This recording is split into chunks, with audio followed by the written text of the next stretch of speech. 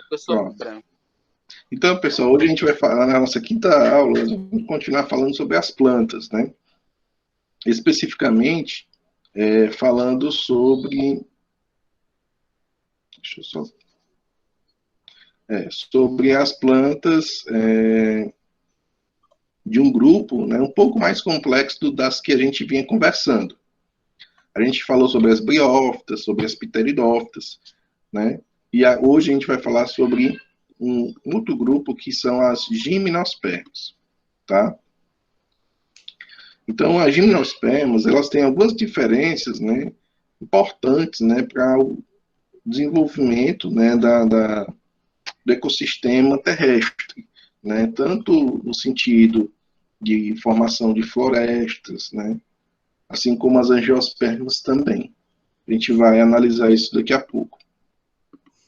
Então, fazendo uma retrospectiva, né, a gente falou primeiro das briófitas, né, com exemplo, os musgos, que eram plantas que são plantas, né, que não têm vasos condutores e que dependem da água para fazer a reprodução. Elas não têm sementes, não têm frutos, não têm flores, não tem nada disso. As pteridófitas, elas são plantas que também dependem da água para a reprodução, além da dependência da água para a fotossíntese. E essas pteridófitas, elas têm vasos condutores, tá? Então, esses vasos condutores permitiram que essas plantas fiquem maiores, né? Ou seja, tenham um tamanho maior, certo? Porque, diferentemente das briófitas, os nutrientes eles são passados de célula a célula. Aqui não. São passados por dentro de células específicas, né? E esses nutrientes eles podem chegar às mais distantes partes da planta. Tanto que as pteridófitas, como exemplo, são as samambaias. Algumas pessoas têm samambaia em casa e elas chegam ali mais ou menos cada estruturazinha dessa aqui, como se fosse uma folha, né? Ela tem ali talvez de 1 metro, tem outros que tem a mini samambaia, que é tamanho assim de 10 centímetros, mas existem fósseis de samambaia em que essa Sou 10 estruturazinha, centímetros, desculpa, 10 centímetros. 10 centímetros, É grande? tem, não, é pequeno, micro samambaias, Ah, até menor, viu? No uh, caso de pteridófitas samambaias, também existem exemplos, né, pré-históricos em fósseis de que existem samambaias que já tiveram, né, exemplares com mais de 3 metros, tá?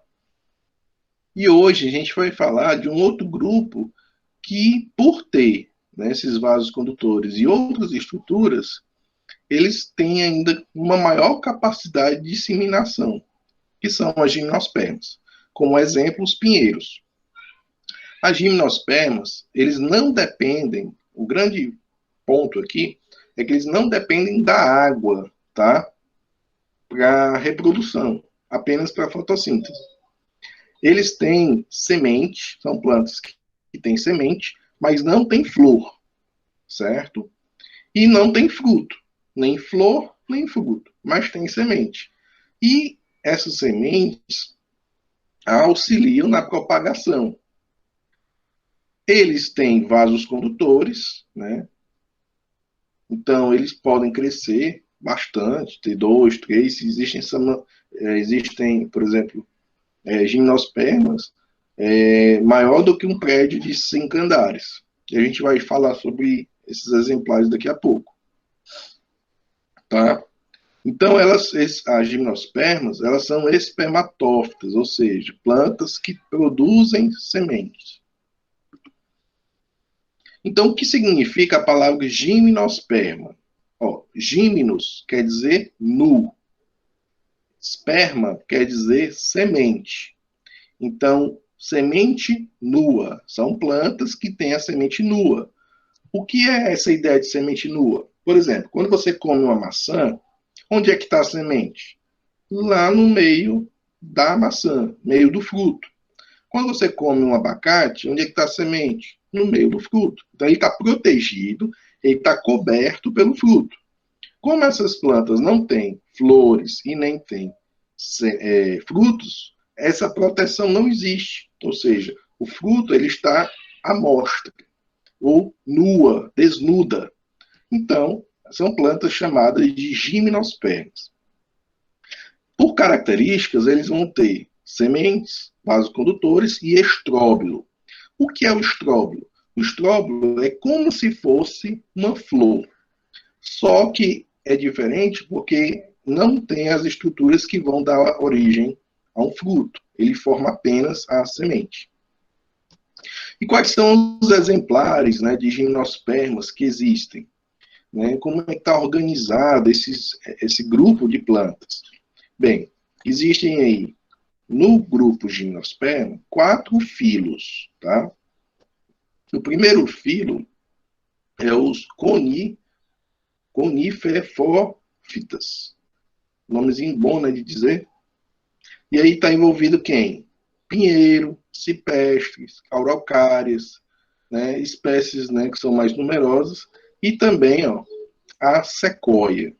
Então aqui, ó, nessas imagens, vocês têm aqui araucárias, tá?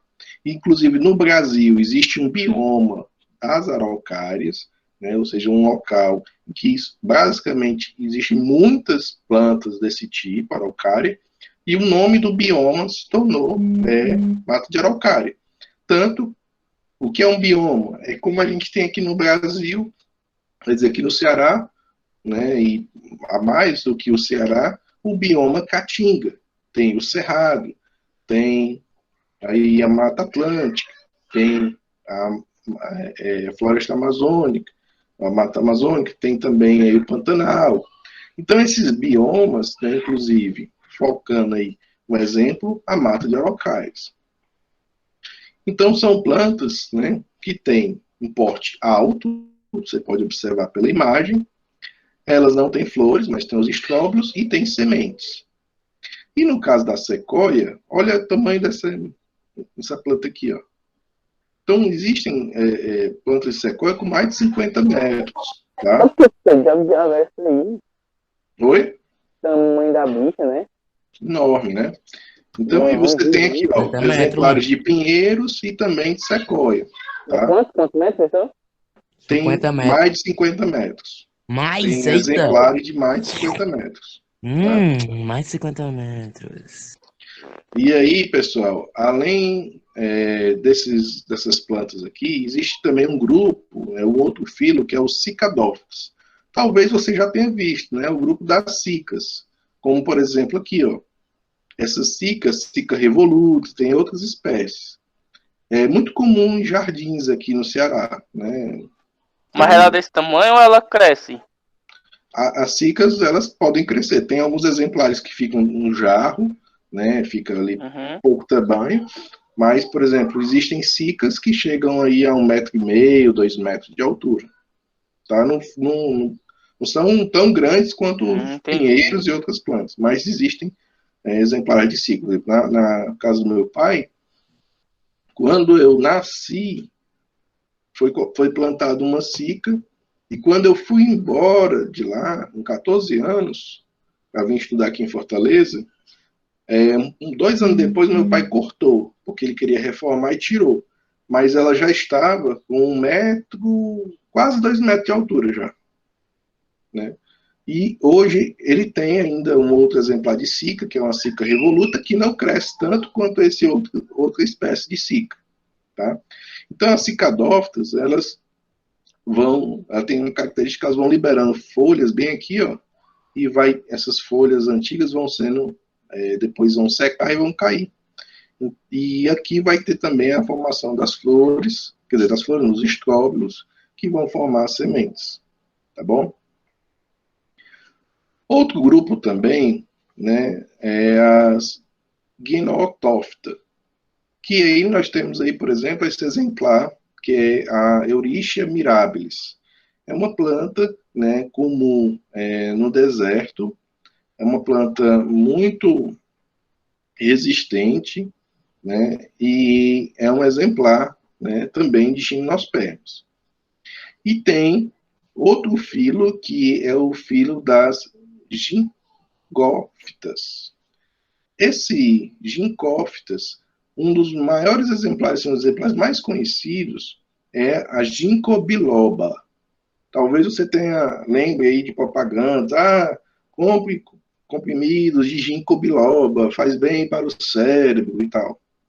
A ginkgo biloba, ela ficou muito famosa no século passado, porque ela é uma das plantas, né, que sobreviveram, né, à bomba de Hiroshima, os ataques de Hiroshima e Nagasaki, né? Então, mesmo em locais devastados por radiação, essas plantas conseguiram brotar, né, e reproduzir-se. Então, elas se tornaram símbolos, né, na cultura oriental de longevidade e de paz. E, né, se descobriu também nessas plantas propriedades medicinais. Então, ela é muito apreciada, né, na cultura oriental e também vendida, né? Por exemplo, aqui no Brasil você pode comprar comprimidos, né, extratos de folha de ginkgo biloba e tudo. Só que aí também entra um parênteses, né? Se você conhece alguém que toma, né, comprimido de ginkgo biloba, uma das coisas que os princípios ativos da folha faz é afinar o sangue, assim como o ácido salicílico. Então, ele auxilia a circulação. É muito bom para quem tem problemas de circulação.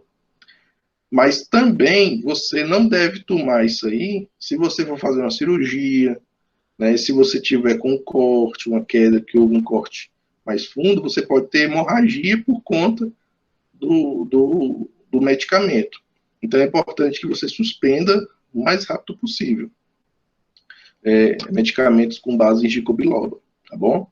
Mas também é muito bom para memória, né? Para nutrição aí das células nervosas. E como é que ocorre, pessoal, a reprodução, né, do caso das gimnospermas, já que não tem auxílio da água, né? Como é que se dá? Bem, aqui eu peguei um exemplo, né, de uma árvore, um pinheiro. Você tem as folhas, e aí você vai ter os estróbilos, masculino e feminino. No estróbilo masculino, vai haver uma estruturazinha que vai ser chamada de saco polínico. Esse saco polínico é onde vai haver a formação Desculpa. de sacos polínicos. Sacos polínicos? Polínicos. Nessa estrutura aqui vai haver a formação do pólen, ou grão de pólen, como aqui está mostrado. Esse grão de pólen ele vai ser conduzido para os estróbilos femininos, né, onde vai haver a formação da osfera, que é o gameta feminino, por meio do vento, por meio de insetos, né, diversas formas, mas não mais pela água, na dependência da água. E uma vez que esse grão de pólen ele chega, né, no estróbilo feminino, ele começa a desenvolver, ou crescer, o tubo polínico. E por meio desse tubo polínico, ele vai mandando ali as células que vão fecundar, né, a osfera e formar um zigoto, formando assim a semente, tá? E essa semente, ela não vai ter a proteção do fruto. Vamos observar um outro exemplo aqui que fica mais fácil. Vou ampliar aqui para vocês verem melhor. Aqui é o ciclo de vida do pinheiro. Então, você tem aqui, ó, um estróbilo, né, que é o estróbilo masculino. O seu estróbilo masculino, a gente usa o termo microestróbilo. Por que micro? Ó, a gente vai falar de microestróbilo e macroestróbilo. O gameta masculino, ele é bem menor do que o gameta feminino. Então, a gente diz que o gameta masculino, em relação ao feminino, é micro e o feminino é macro. É a mesma coisa que acontece, por exemplo, na espécie humana. Um espermatozoide do homem, ele é bem menor do que um óvulo feminino. Tá? Se você comparar, é como se você estivesse comparando aí uma bila a uma bola de futebol. Então, o esperma, as estruturas que são de origem masculina, normalmente eles têm esse nome micro, né? Enquanto o feminino é macro. Caralho, só dá capa, mano. Né? Então, aqui, ó, microestróbilos. Esses microestróbilos, eles vão ter aqui uma estrutura que a gente chama de microesporângio, onde tem células 2N. Essas células 2N vão sofrer, né, que são os microporócitos, vão sofrer a meiose, ou seja, toda planta ela é 2N. Toda planta é um esporófito. Somente aqui, nesse momento, vai haver a produção do gametófito. Diferentemente do que a gente viu aí para as pteridófitos e para as briófitos, né? E pteridófitos. Então, aqui, ó, esse microesporócito é uma célula, vai sofrer meiose, vai formar 4 microesporócitos. Esse conjunto de microesporócitos vai formar o grão de pólen, tá? Então, vai ter 2 células que vão formar células protalares, uma célula geradora e uma célula do tubo, tá? Então, esse grão de pólen, uma vez que ele consiga chegar ao local de destino, ou seja, ao estróbilo feminino, a célula do tubo, ela vai crescer, se alongando, e vai em direção à esfera, por meio de sinalização de íons de cálcio. E essa sinalização, ela vai permitir depois que seja enviado, né, 2 células oriundas da célula geradora, que vai formar as células espermatogênicas mesmo, ou seja, os gametas masculinos, né, que vão, né, fazer a fecundação, no caso, lá no macroesporófito, tá? E a gente vai já olhar isso aí. Então, eu vou agora mostrar o exemplo da flor feminina, para vocês entenderem. Opa. Então, no caso da flor feminina, você tem um megaestróbilo. E no megaestróbilo, né, você tem aí um tegumento, proteçãozinha, e aqui um núcleo, certo? 2N, e tem o megaesporófito. Esse megaesporófito, ele vai sofrer uma meiose, vai formar uma célula megasporo N, e outras 3 que vão degenerar. Essa célula megasporo, ela vai sofrer mitoses,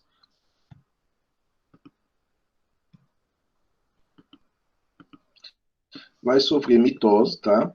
E vai formar, né, toda essa estrutura do óvulo maduro, onde você vai ter uma célula maior que é a osfera, né? E você vai ter um mega gametófito, várias células cópias.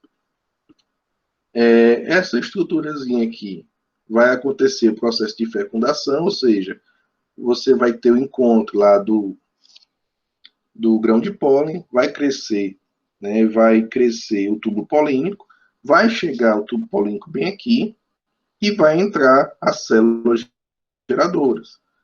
Uma delas vai conectar-se à osfera e vai dar origem ao embrião. Mas quando você quer que fique muito tempo, acaba, né? É só caindo isso aqui. Então, ó, o embrião desenvolve e vai formar essa estruturazinha, como se fosse uma planta em miniatura, tá? E também vai haver a formação de outras estruturas em volta de proteção. Inclusive, um endosperma pode se formar, certo? Então, você tem aqui, ó, uma casca, né, 2N, formado pela fecundação. Você tem um esporófito 2N, certo? Você tem, e também tem um pouco de gametófito residual N. Então, isso você vai ter aí a estrutura básica de uma semente. Lembrando que essa semente foi formada pela fecundação. E aí o embrião, pessoal, você vai ter o quê? A estrutura básica. O ápice do caule, certo? Bem aqui em cima. você vai ter os cotilédones, que é como se fossem as folhas primordiais do embrião, e uma radícula. Quando a semente ela cai no solo e vai germinar, o que é que vai acontecer? Essa radícula ela vai crescer e vai furar esse pedacinho da semente. Depois que ela se conectar ao solo e conseguir água e nutrientes, mais, a parte aérea também vai sair. E aí você vai ver a formação de uma nova planta. Mas perceba, por que é uma gimnosperma? Porque não tem a proteção aí de um fruto, certo?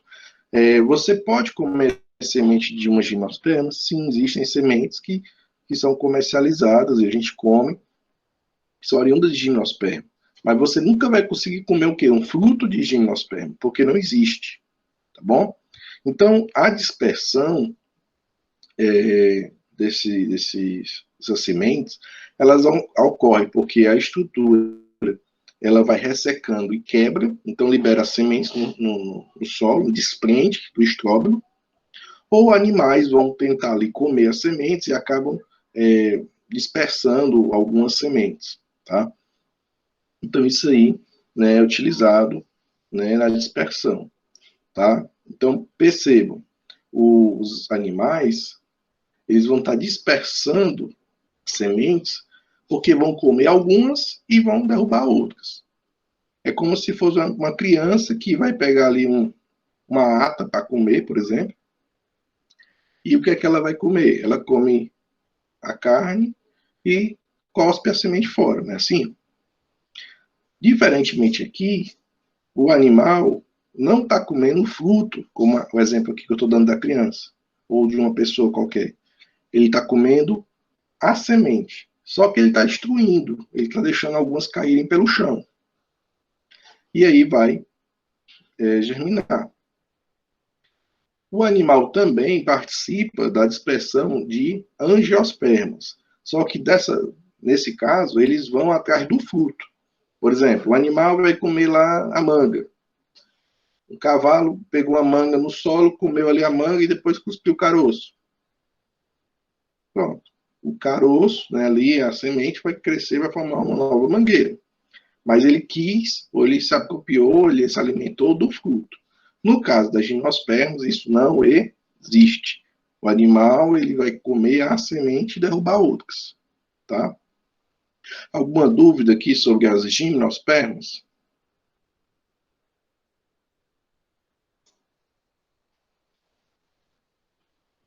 Nenhuma dúvida? Todo mundo sabendo tudo? Tudo bem.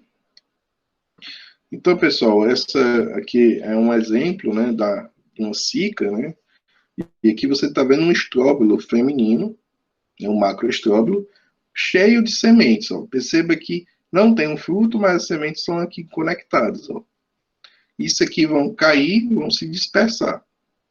Isso aqui é a forma de reprodução que sexuada. Só que também, pessoal, é importante apontar que essas plantas também podem criar brotos, né? Então pode haver uma reprodução assexuada. Quem já viu uma cica de perto, por exemplo, sabe que forma rebentos, né, em volta da planta mãe, que você pode tirar e plantar em outro canto. Nesse caso, esses rebentos são cópias idênticas da mãe. No caso de uma planta que vem de uma semente, não são necessariamente cópias da mãe. Por quê?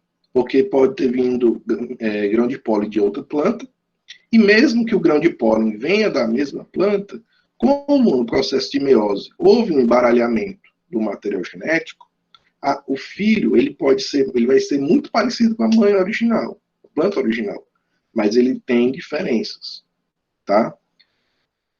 Por quê? Imagine o seguinte, você tem 46 cromossomos, tá? Metade veio do seu pai, metade veio da sua mãe. Se eu clonasse você, o clone teria os mesmos 46 cromossomos, idênticos. Mas no caso aqui de uma planta, que pode ocorrer a autofecundação, ou seja, ela se fecunda, é como se eu pegasse os seus 46 cromossomos, embaralhasse, tirasse 23, pegasse outra célula de 46, embaralhasse, tirasse 23 e juntasse. Ou seja, dentro desses 23 de cada um que eu tirei, pode ter cromossomos iguais, repetidos. Isso quer dizer que, quando eu juntar, não vai formar o mesmo conjunto original de 46. Vai ser muito parecido, mas tem diferenças. Tá? Então, a gente não pode considerar uma planta que se autofecunda como clone. Tá certo? Então, no caso das gimnospermas, você pode ter esse processo de autofecundação, você pode haver o brotamento, que é uma reprodução assexuada, e a reprodução, né, sexuada também, de modo a ter a fecundação heterógrafa, ou seja, de plantas diferentes, né? E aí você tem uma maior diversidade. Por isso, pessoal, que quando você pensa em ecossistema, a diversidade, né, e a quantidade de plantas naquele ecossistema, ele permite a maior variabilidade genética, e essa maior variabilidade genética acaba sendo uma proteção natural para a proteção da espécie. Por quê? Porque se houver, por exemplo, algum fenômeno ambiental, como aquecimento ou uma inundação, se houver indivíduos daquela espécie que consigam resistir àquela condição, por mais que muitos da espécie morram, existem alguns que vão conseguir sobreviver e perpetuar a espécie, tá? Então, a diversidade, né, essa troca de material genético, ela é muito importante. E aí vem um ponto que a gente tem que lembrar, né? Nossa consciência ecológica, né? Às vezes as pessoas assim, isso é só mato, pode estar, corta tudo, mata tudo. Então o homem, ele tem agido dessa forma, né? Pega zonas de mangue, né? Corta tudo, derruba tudo, aí vai fazer loteamento da casa, né? Outros locais, sem fazer um estudo, né? Saber as espécies que tem ali, ver se não tem uma espécie que está em risco de extinção, né? E muitas vezes, né, a gente observa o quê? Nessa questão ambiental. As leis são feitas só para quem não tem condição. Porque os grandes empresários, pessoas que têm influência política, fazem o que fazem, né, o que querem. É o que a gente está vendo na Amazônia, né? O grau de desmatamento, exemplo de político, pessoas de influência envolvidos, né, no desmatamento. Então, pessoal, é muito importante, eu volto a ressaltar, muito importante é a educação, né? Até também se fala muito da educação ambiental, porque a gente precisa entender a importância. Por mais que a gente viva, às vezes, numa cidade, a gente não tenha tanto contato com a natureza, isso não desmerece a importância da natureza da nossa vida. Porque a gente consegue o alimento, a gente consegue o ar para respirar, né, oxigenado pelas plantas. E a diversidade, ela é muito importante. Então a gente tem que refletir nesse aspecto, né, proteger os recursos naturais, né? É uma forma da gente obter novos medicamentos, a gente conhecer plantas que ainda não são conhecidas, permitir usar essas plantas para produzir produtos, né, que a gente gosta. Por exemplo, quantos anos, né, existe açaí na Amazônia? Muito tempo, as pessoas comem açaí. Mas depois de um bom tempo, se conseguiu meio que domesticar um pouco mais o açaizeiro e produzir em massa. E também permitiu, por meio do açaizeiro, as pessoas fazerem extrativismo, ter sua renda, sem desmatar. E hoje, aqui no Ceará, quem é a pessoa que anda na academia que não quer comer açaí? E até quem não anda em academia. Muita gente quer comer açaí, gosta de açaí, toma açaí. Tem gente que, se pudesse, tomar de manhã e tarde e de noite. E só podemos ter esse acesso, por quê? Porque os açaizeiros, né, os locais de cultivo foram preservados, e locais nativos de mato também foram preservados. Então, aí é só um exemplo da importância, né, da preservação, tá bom? Então, pessoal, esse é o recado que eu queria deixar aqui no final aqui para vocês. Na nossa próxima aula, a gente vai falar sobre as angiospermas, que é um grupo um pouquinho mais complexo, que são plantas que têm frutos. A gente vai falar um pouquinho também mais sobre germinação, polinização, tá? E outra coisa que eu também quero deixar claro, ó, que essa semana tem atividade, então vocês vão ter que fazer a atividade, a quarta questão, tá bom? Daquela listazinha. E o vídeo, né, quem quiser fazer, produzir seu vídeo, já vou disponibilizar também as orientações no Google Sala de Aula. Então, pessoal, esse é o recado que eu gostaria de deixar no final. Boa semana para vocês. Peço que coloquem aqui no chat a turma de vocês, tá certo? Pode ir, professor. Bom dia a todos.